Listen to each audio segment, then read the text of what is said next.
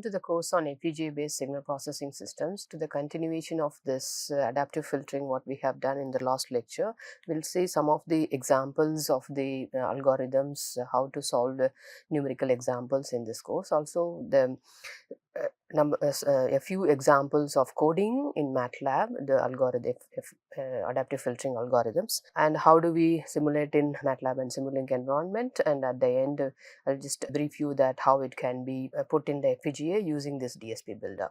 So the steepest descent algorithm, which we had already seen, just to have taken one example and to show you that how the algorithm converges for a given signal which is corrected by the noise, or the given, in this example, the given matrix or the correlation matrix of the input signal, or we had learned already that autocorrelation matrix of this signal input x of n is equal to the 1, 0.3, 0.3 and 1. So this is 2 by 2 matrix. So it indicates that there is a 2-tap Wiener in the adaptive filtering algorithm. Also the cross correlation of the input signal and the desired signals, x of n and d of n, is given by p. We have already seen this also in the algorithm when we derive the algorithm equations. P equal to 0.2 and 0.3. So it's given just the, so if you know the x of n and its size, and you can compute this autocorrelation matrix as well as the cross correlation matrix. So given these two, so let's find out what is the suitable range or for the step size mu, so that this steepest descent method would converge. So what would be the range mu? We have seen the theoretical one, and for this example we'll find out how this mu can be computed. So here we need to find the eigenvalues of r as the first step, and then we take the characteristic equation, or r minus lambda I, where lambda is the eigenvalue, or the here in the 2 by 2 matrix you will have the two eigenvalues. So r is the one which is given over here, and minus lambda I is the identity matrix. So if you multiply this lambda into I, we would get lambda 0 0 lambda.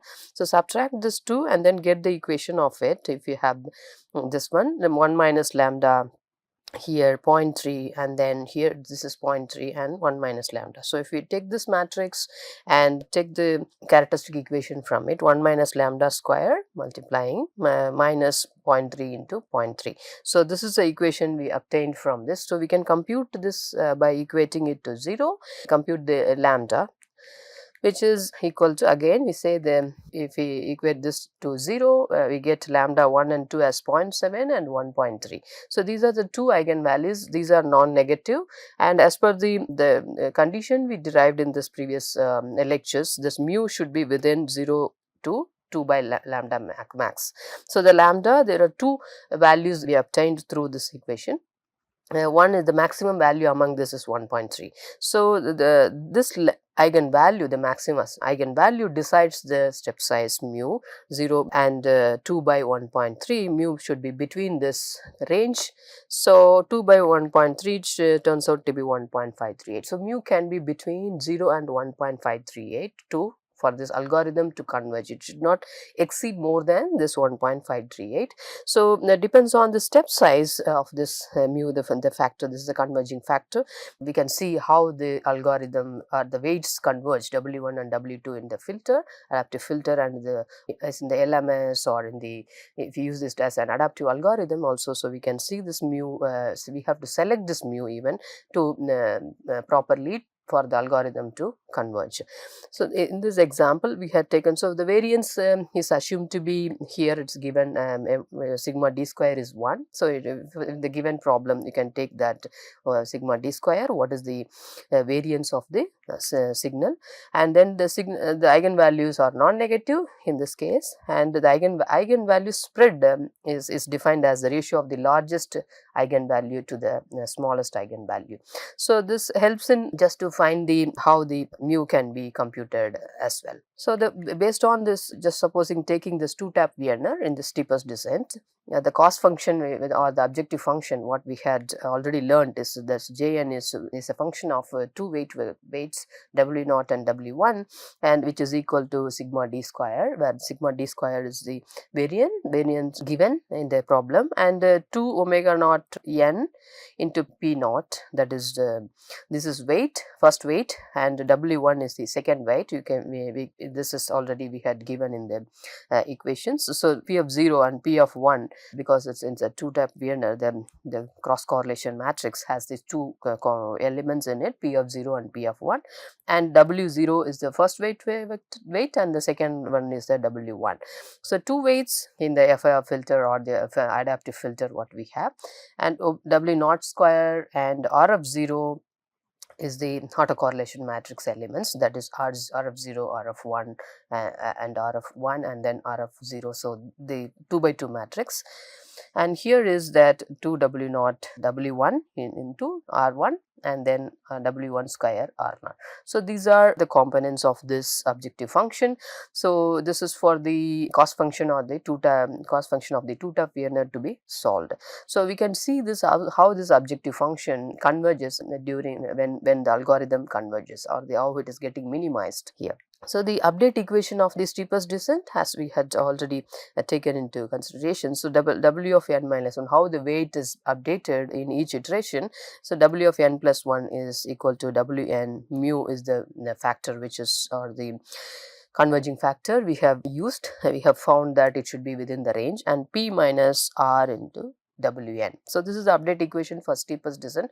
So for the given problem, so let's see that how this algorithm converges. Here is the MATLAB code I have just given here to show this, how the weight is changing as iteration progresses, and how the two weights are related, and how the J objective function is exhibiting its characteristics or about the number of samples. So first this MATLAB code CLC and clear all, which makes this workspace and the files, that is the environment which you use will be cleared, and then R is the autocorrelation matrix which is given as 1.3 and semicolon 0.31. So this is a MATLAB code. Writing this R, it's a 2 by 2 matrix which is given of the autocorrelation matrix X and X transpose, and the P, which is the cross correlation matrix P, 0.2 and 0.3, which is 2 by 1 matrix here, which we declare it next, assigned this value, and S is the variance which we have omega d square equal to 1. And I am going to simulate this for a sample number of 250. So we can take that either any of this, whether we can check this by varying the samples how quickly this is converging. So roughly taken is 250, and W, the initializing the weight vector W0 and W1. So it's also 2 by 1. And then mu, the factor is assumed to be 0.1 initially, and the Wi, it is declared as zeros of 2 comma 1, that is also 2 by 1 matrix, which is to transfer or store the computed weights. So declared as Wi. And for I 1 to n, the number of samples 250, then you have the in steps of 1. Okay, so MATLAB doesn't allow this 0, so to start from 0 is the index, so it has been started from 1, and this is a for loop ending, and how your weights have been updated. The weight update equations of the steepest descent, W equal to W plus mu into P minus RW. So this is the code, the expression for the steepest descent algorithm weight updation. So using that, after computing W for every I, so when you put this in the loop, so weight will be updated using that I equal to 1, some the value of W, initially it is 0, 0, 0, this W, and then taken mu value 0.1, P is 0.2, 0.3 minus R what is given, and W again 0, 0. So this is computed initially and stored in the left hand side W, and that value of W is again stored over here, Wi colon comma I. So and then we have this this we are doing it in the loop, and J1 I have given the value, that is the objective function, that what we had in the previous slides, that S is the sigma d square minus 2 W0. This is the first weight, and we have represented as W of 1 because 0 index is not allowed in this MATLAB, and P of 1 is the first value here, and 2 minus W of 2, that is the second weight, which is represented as W1, and P of 2, this is 0.3, and then W1 square, W1 into W1, R of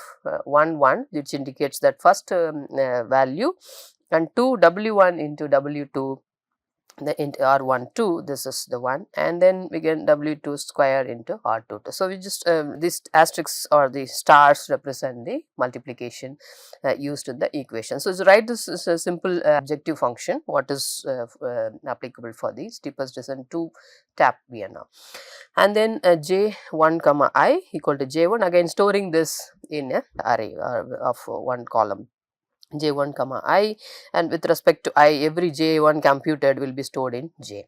So now we are ready to plot this what has been computed through this for loop. We can take subplot for 1 comma 1, which indicates that we have the 4 plots in one column. This is 4 plots in one column. The first plot is this plot Wi1 comma colon. So this is from the first one, which is nothing but the W0, the first weight vector. What we have got, that W0 for each iteration, we separate out here 1 comma colon, and this is indicating the line, the color of the graph, and line width make it 2 or 1, whatever how thickness you want the plot should be. So this is one subplot, and the second subplot again in the 4 comma 1, the second plot is plotted for Wi2 comma colon. So the 2 comma is that colon indicates that W1. So here it will be stored this Wi, that is the second one is the second weight W1, so which is also represented with the color blue and line width 2, and the third plot is a subplot, which is again with the plot Wi1 comma colon and Wi1 comma 2 comma colon. That means this particular one and the second one, W0 and W1, are plotted one versus the other. So the color which is given, this asterisk, the points, and then P, and you can always change this, depends on the what is the line style you require. So the blue color has been chosen. So these are the 3 plots. One is W0, W1, and when you say plot this and plot this one, so this is plotting with respect to the number of samples n. Okay, so I is the one which we have with respect to I, we have these values. So the x-axis would be I, or the n number of samples, and the fourth plot, that is first 2, 1 and 2, takes the plot weight of each iteration, and similarly weight 2 of the each iteration, and third one is plotting one weight against the other one. The fourth one is here 4, 1, and fourth plot, which is J. So how the objective function is varying with respect to the sample. Okay, so this is shown in red color and with the line pattern, and the line width is shown to be 2. So with this code, we have just used this update equation and the objective function.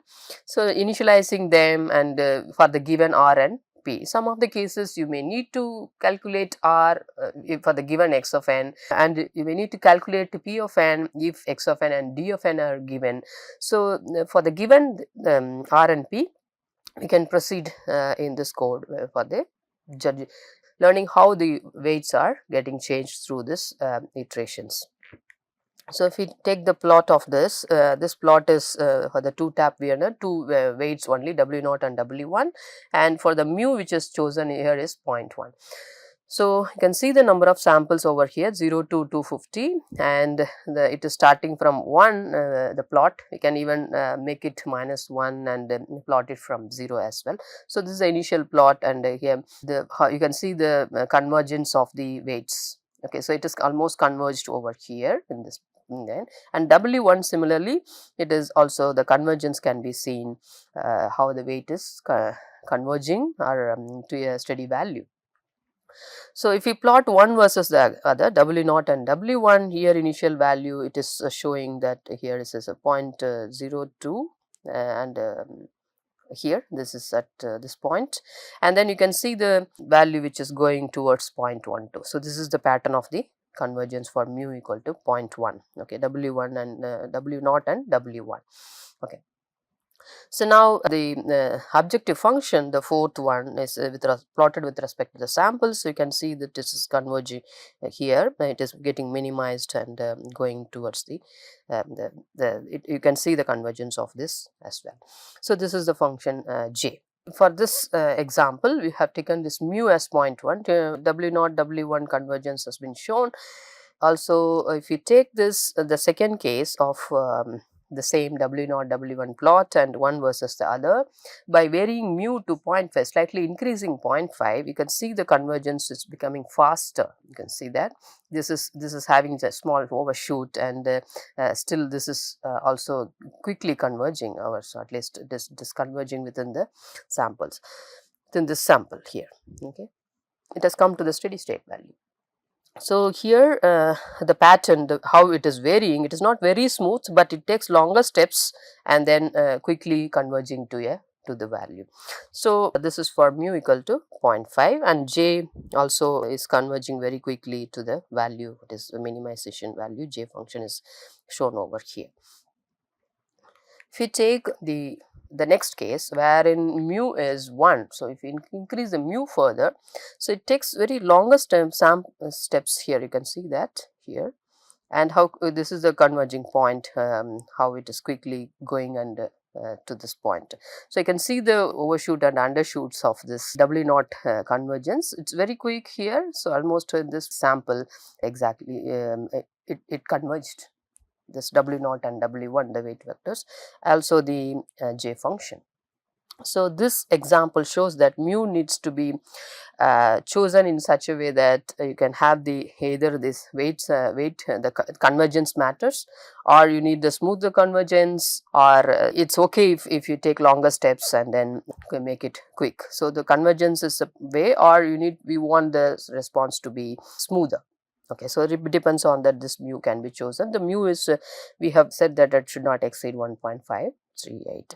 So this 3 plots shows how the weight is converging, individual weights, and the plotting of one versus the other, also the objective function, variation of objective function with respect to this number of iterations here.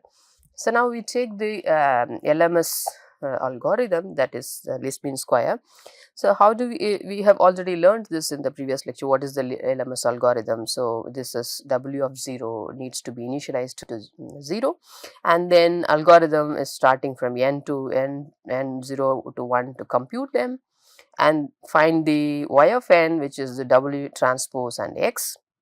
Also the E of n, the error between the desired signal and the y of n, the output, compute that, use this E in every iteration of the update equation, that is weight is updated with W of n plus 1 equal W n mu E of n x of n. So this is this computation is required for every iteration. So the y of n is W transpose and x of n is computed and subtracted from D. So this is the update equation of LMS. So using this LMS, then so you can use the Simulink for directly getting the blocks of the LMS, which is available in the Simulink DSP system toolbox of the Simulink, in which you can check for the adaptive filtering toolbox, especially in that you will have this LMS, RLS, and all the adaptive filtering algorithms, normalized LMS and so on, block LMS also. So I just picked up this LMS block from the adaptive filtering tool box of the Simulink, and you have this x of n. This is from the DSP systems toolbox. So this DSP systems, we've chosen this sine wave of 50 hertz to test this algorithm. So this is 50 hertz, and take the white noise from the sources of them, that is sine wave and the white noise, and add these two. So this is the signal, and add the noise to it, so you get the noisy signal here. Okay, so this noisy signal is the input given, that is x of n, in the adaptive algorithm. And then take the pure sine wave, which is same as this. We can say that is the desired one. Okay, desired sine wave is this, but it is noisy at the from the environment. What you have picked or the samples which you get from the environment, or the signal which needs to be processed, is this x of n, and this is the desired one. So we are going to remove this noise through this LMS algorithm. So the output what we get is that how close to the desired, and what is the error we obtain, and what are the weights, how the weights are getting converged. So here we have this LMS. If you want to take the block parameters, you can choose this. There are in the MATLAB Simulink environment, you have the LMS, and there are other variants of the LMS as well. So the filter length, the W in the adaptive filtering, if you remember, what is the W size? The previous example we had taken in the steepest descent 2-tap Vienna. So here it is chosen 16. 32. Here it can be chosen accordingly to just test the effectiveness of the LMS. So the other parameter, the step size mu, there is an option. You can choose always that what is the mu to be. So for faster convergence, and so you can choose the step size as well. So these are the initial filter weights, making it 0, and the leakage factor, if this is made as 1, that's not a concern here. So these parameters can be chosen with the block parameters of the LMS. So by choosing this and simulate it for a time, what is required here, it is 0.2 seconds we have simulated. So this is the input signal, which you can see the noisy sine wave, and this sine wave is 50 hertz with 128 samples, that is 6400 hertz as the sampling frequency, and I have added some noise in that, white noise with it.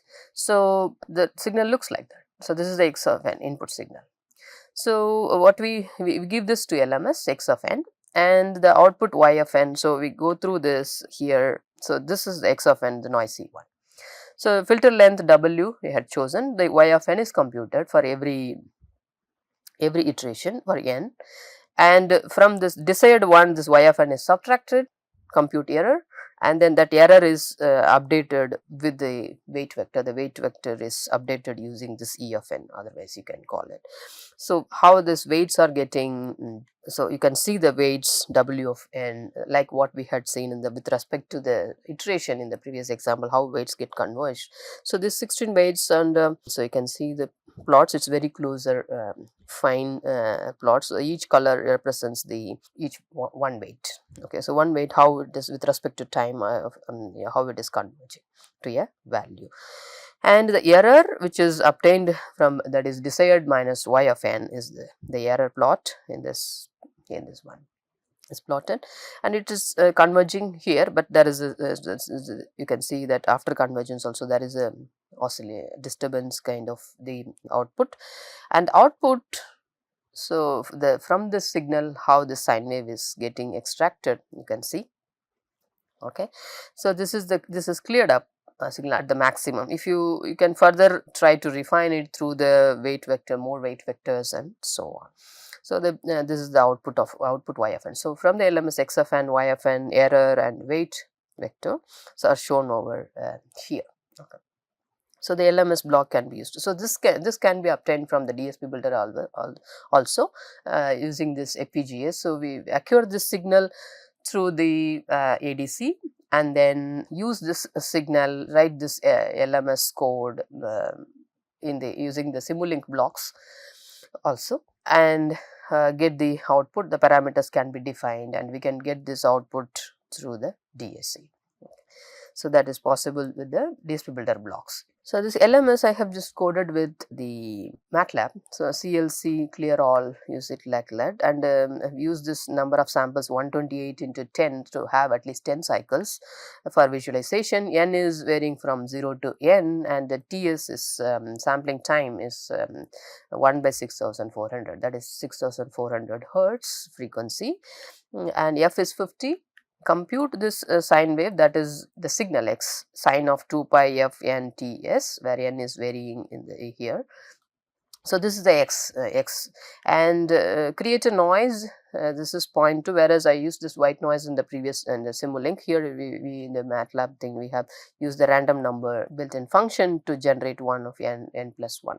So till this point you can have the random numbers generated, and always it is reduce this to 0.2, have a little the noise not more than the sine wave, which is not completely buried in the noise. Okay, so this is scaled to 0.2, and then the x and nn are added. So this x and the noise are added in this to get the noisy signal, that is the x of n. So this becomes a desired signal, that x, and this x of n now becomes the input signal x of n. So choose m as 20, that is the filter length here. N is n1 num L is computing the number of samples in xn. So how many samples are there in the x of n, that would in that array. So it calculates n1, and w, that is equal to weight, initialize it to the zeros up to m weight vector, and then mu is necessary in the LMS, and for m equal to 1 for I equal to m to n1 in steps of 1, this is the loop w into x w x transpose. Okay, so this is computing this x is the xn is the input here. Now the noisy signal, the w into x transpose, compute y, and e is x minus y, that is the x is the signal and y is the one with output, which is computed w x transpose. So e, and after computing e, use it in the update equation, w plus mu e x. Okay, so this is the update equation. So after completing this, just storing this value, use this I equal to m1 to n1, and where we can use this also j equal to xn, and xn is a noisy signal. Use this to compute y, just the output, to plot it w into j transpose. So make sure this compatibility of the transpose and all, because you are dealing with this arrays here, and error, computing the error xy just for plotting here. The subplot is plot x, that is the signal itself. It's again the subplot having the input signal and the noisy one, and the output signal x which is generated, and the noise is actually the input signal, and output and the error are plotted in this case. So you can see the desired signal which we generated, that is the signal, and it is plotted with respect to the samples here. And the input signal, which is noisy, we have added some noise with the random function, and the signal extracted from this through the LMS filter or the LMS algorithm, and the error which is converging here also. So these are the samples for it. So this is the output through the MATLAB code. Okay, so this code can be, again I say, that can be implemented in the DSP builder for targeting in an FPGA. So recursive least square, which is another algorithm we had seen in that. So how the RLS algorithm works, we had already looked into that.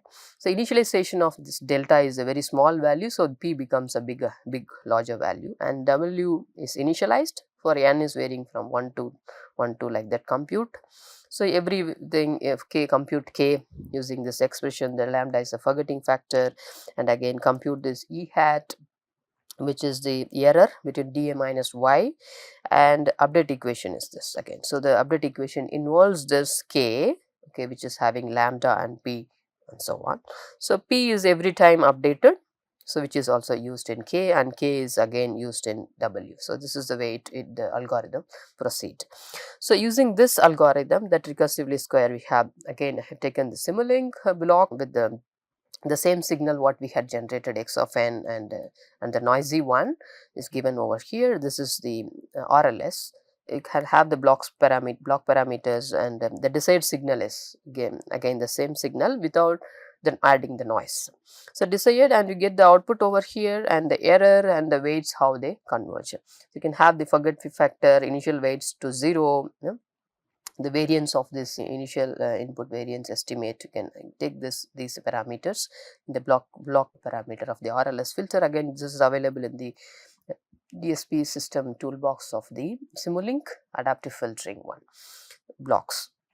So in that we get the input signal x of n, which is noisy, and the extracted output through this RLS, and error, you see it's not perfect here. Again, you see the error is very, it's oscillating with respect to 0, but the average if you take it will automatically 0. Converges quickly, that's fine, but you have the you can see this the performance of the RLS filter. So the weight converges almost here, all the weights. So you can see the weights of each weights, which has been the 32 weights are plotted over here. So it's just to visualize that how this it is converging at a particular point, that you get this is the point at which you get the signal, output signal itself this properly. So this is an RLS algorithm. So for this RLS as well, we can write the code for like LMS in the MATLAB, and even in the DSP builder. It is only concern is here, how do we consider this P and the division. Okay, so that's a challenge in implementing in the DSP builder. Otherwise, the algorithm can be used in the DSP builder as well. So this is about the case of RLS. So we had seen the adaptive filtering techniques, which can be used for extracting the information from the noisy signal. That is one part. If the desired signal and the input signal is known, then you can always use the adaptive filtering to get the information, the desired signal. That is one thing. And then another application of it is for the system identification. We had already discussed that in the, so if you have the information about the system, and then you can have the parameters of the system get identified through this. That's the second case of the adaptive filtering application. So we had seen the Vienna filter, starting from Vienna filter, and then steepest descent, and how the Newton's algorithm works, and the LMS, also the RLS algorithms. So, and how do we solve a problem, and how do we simulate that using this MATLAB Simulink environment. Also, how we can extend this to DSP builder environment. Have just given this in this lecture. So with this, we are completing this adaptive filtering, the basics of the adaptive filtering. There are many algorithms can be used further. If you know this basic algorithms, then it is easy to move on to the or implement this in the implement the other algorithms of the adaptive filtering. Thank you.